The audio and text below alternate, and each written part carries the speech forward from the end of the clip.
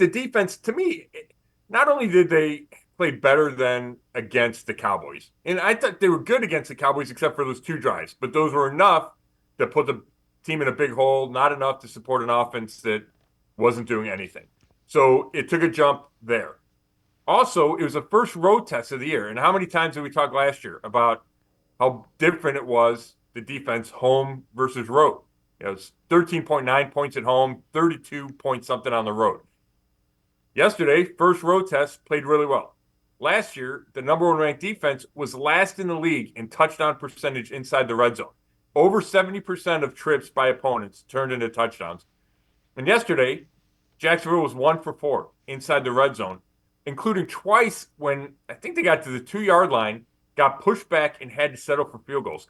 Either one of those changes the entire game, especially midway through the fourth quarter. They get down to the 2 yard line. It's 16-10. A touchdown, an extra point there, give Jacksonville the lead for the first time. Yet the Browns force them to a field goal. It's 16-13, and you still have the lead, still in control. So I thought the defense was phenomenal in those two areas specifically. And then the pressure rate was over 40%. They get 4 sacks, and then the critical one for the safety that takes a field goal in overtime out of the equation. Yeah, you can't really ask much more. If you want to nitpick at the defense, it would be don't allow the big play. That's about it. And I'll take a big play every once in a while if it's going to give me 5 sacks and a lot of negative tackle. They had a boatload of tackle for losses in addition to those things. This is from NFL.com, what we learned from Week 2's games. For the Browns, they say Schwartz's defense returns to form. At halftime, Jacksonville had just 81 yards of total offense and had possessed the ball for less than 10 minutes. Prior to a 26-yard completion to Brenton Strange on a 3rd and 10, with 10:09 left in the third, Trevor Lawrence had completed 5 of 6 passes for 16 yards. Again, that's a guy that's pretty well thought of in Trevor Lawrence. I didn't really, even when they cut it to 6, I was like, all right, they gave up a big play. I didn't think the defense, I was never worried about the defense. I thought, okay, they might kick a field goal and send it to overtime, but they're not scoring another touchdown on the Browns defense was kind of the mindset I had in paying attention to that. Yeah, I completely agree with how I was feeling about it. The 66-yarder, Greg Newsome's in one-on-one coverage.